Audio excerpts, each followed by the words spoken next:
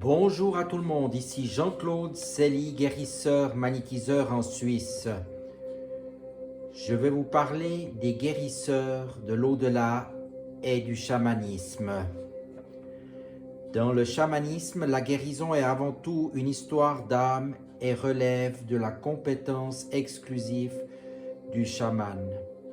En s'accompagnant de musique et en dansant, il officie en état de transe active. Sa capacité à quitter son propre corps pour voyager dans les mondes invisibles le distingue des autres sorciers, devins ou guérisseurs. Grâce à une première incursion dans l'au-delà, il a pu y trouver des alliés, ancêtres ou esprits auxiliaires pour le guider. Mais attention, le chaman n'est pas un possédé. Il contrôle son rapport aux esprits, il les appelle et peut les rejoindre dans leur monde, notamment pour procéder à un recouvrement d'âme, une tradition ancestrale toujours pratiquée aujourd'hui. Dans le chamanisme, c'est l'âme, en effet, qui garantit l'intégrité énergétique et spirituelle de l'être. Or, il arrive que l'âme se morcelle, s'échappant en partie du corps. Cette perte d'âme peut être provoquée par des éléments traumatisants, la douleur, l'usage de drogue, le stress, etc. Elle peut aussi s'évader pendant le sommeil, les périodes de coma, sans parvenir à retrouver son corps d'attache. Plus l'âme s'éloigne dans le temps et dans l'espace, et plus le péril est grand. Non seulement le corps vacant est vulnérable à toutes les sortes d'agressions, mais surtout privé d'âme trop longtemps, il perd peu à peu la vie, écrit R. Amaillon. Il va donc s'agir pour le chaman de partir en quête de ces morceaux d'âme vagabonds et de les ramener à la personne en souffrance. Un processus qu'il accomplira donc grâce à ce voyage en état de conscience modifié.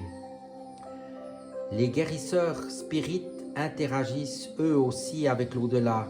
Léon Denis, philosophe spirit, écrit en 1903 « La volonté de soulager, de guérir, avons-nous dit, prête au fluide magnétique des propriétés curatives.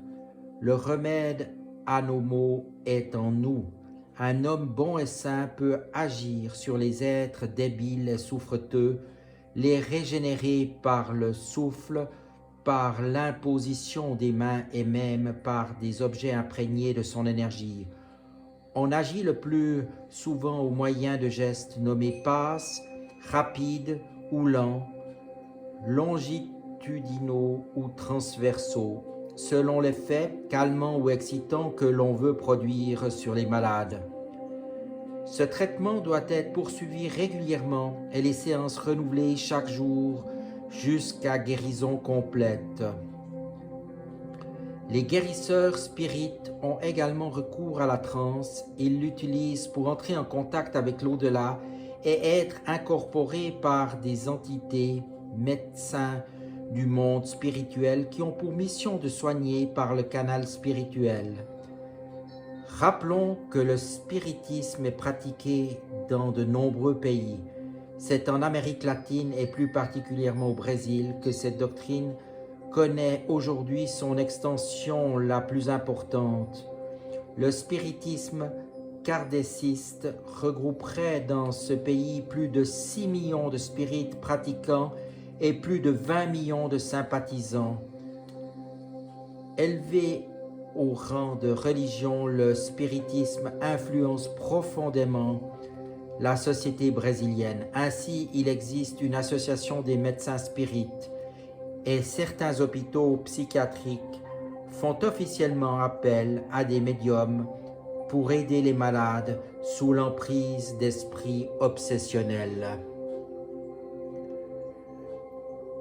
Je vous remercie de votre attention et vous dis à tout bientôt.